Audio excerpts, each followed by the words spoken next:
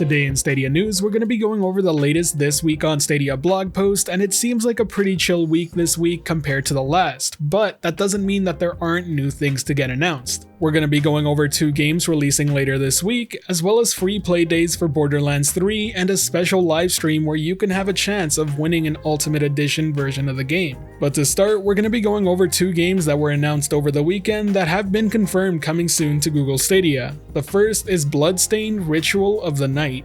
This Metroidvania title is filled with all the side-scrolling action RPG you could ever want. In the title, you'll get to play as Miriam, an orphan scarred by the alchemist's curse which slowly crystallized her body.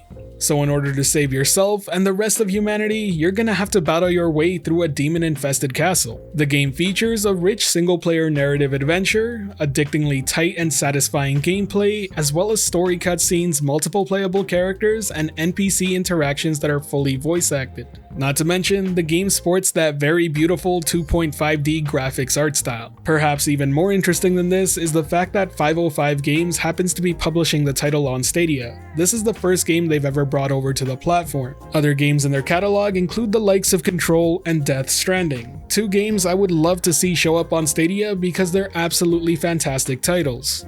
But now let's take a quick look at Floor Kids. It's described as a one-of-a-kind breakdancing game featuring a unique trick-style rhythm gameplay. The control system in this game allows you the freedom to play the way you want. It's a dynamic scoring system that will reward your moves based on musicality, originality, and style. The game will feature 8 unique characters with 16 moves each and over 100 transitions between them, 8 different locations to dance on, and 40 different tracks to groove to. It features original music and sound design by world-renowned scratch DJ producer Kid Cola and stylized hand-drawn animations by award-winning animator John John.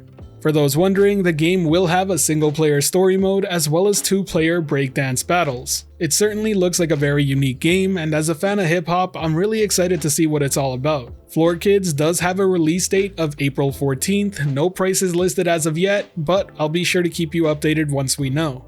But now it's time we move over to the games releasing later this week, and the first is The Dark Side Detective. It's a classic point-and-click puzzle adventure that launches April 8th for $11.69. Be ready to grab your trench coat, tune your sixth sense, and join the Dark Side Division as they investigate the outright bizarre, the downright dangerous, and the confusing cases of Twin Lakes. Flesh-hungry tentacles, mafia and zombies, and the occasional missing sock are no match for the Dark Side Detective. The game will include 9 paranormal bite-sized micro cases to investigate around Twin Lake City. The game appears to be reviewed very well, so if you happen to be into point-and-click adventure games, this probably isn't one you want to miss. As for the second title releasing later this week, well, it's none other than The Legend of Heroes Trials of Cold Steel 4. This is the latest entry into the hardcore JRPG series, and you'll be able to purchase it on the Stadia store Friday, April 9th for $59.99. As with most JRPGs, you can expect an epic storyline, and in this case, the grand finale to the series. So if you haven't played any of the other entries previously, you may be a little bit lost. That being said, the game will be also releasing day and date alongside the Steam version of the game.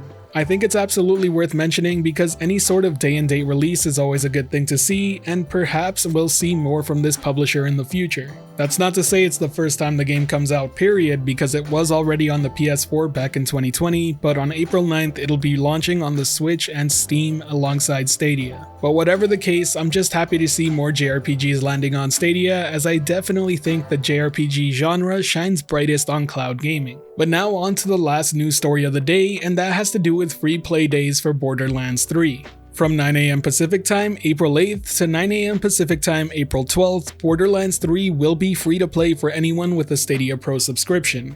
That's 4 whole days to loot and shoot to your heart's content, and genuinely speaking, I think it's totally worth your time. The game is fantastic to play. My only recommendation is that you play it at 1080p. If you're wondering why, well, that's because when you stream it at 1080p, you actually get 60 FPS compared to 4K 30. I think it's absolutely well worth the sacrifice, and I would highly recommend anyone to try it out and see for yourself. In addition to this, it was also announced that the official Borderlands YouTube channel will be live streaming the Stadia version of the game April 11th at 11 AM Pacific Time. They'll be showcasing the crowd play feature to allow users to jump right in and play along.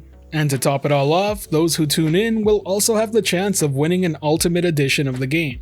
Either way, that wraps up all the Stadia news for this week on Stadia. If you enjoyed the video or found it helpful at all, be sure to hit that like button as it really does help the channel out, and if you're wanting more content like this, be sure to subscribe and hit that notification bell as well. Today's end of video question is going to be asking you for what you're most excited about this week, and if you're not excited, let me know what you would like to see. Be it a game, a feature, or even a new update, let me know your thoughts down in the comment section below. As always, thank you for watching. This has been The Virtual Cloud, giving you the latest and greatest on everything VR and cloud gaming related, and until next time, I'll catch you in the clouds.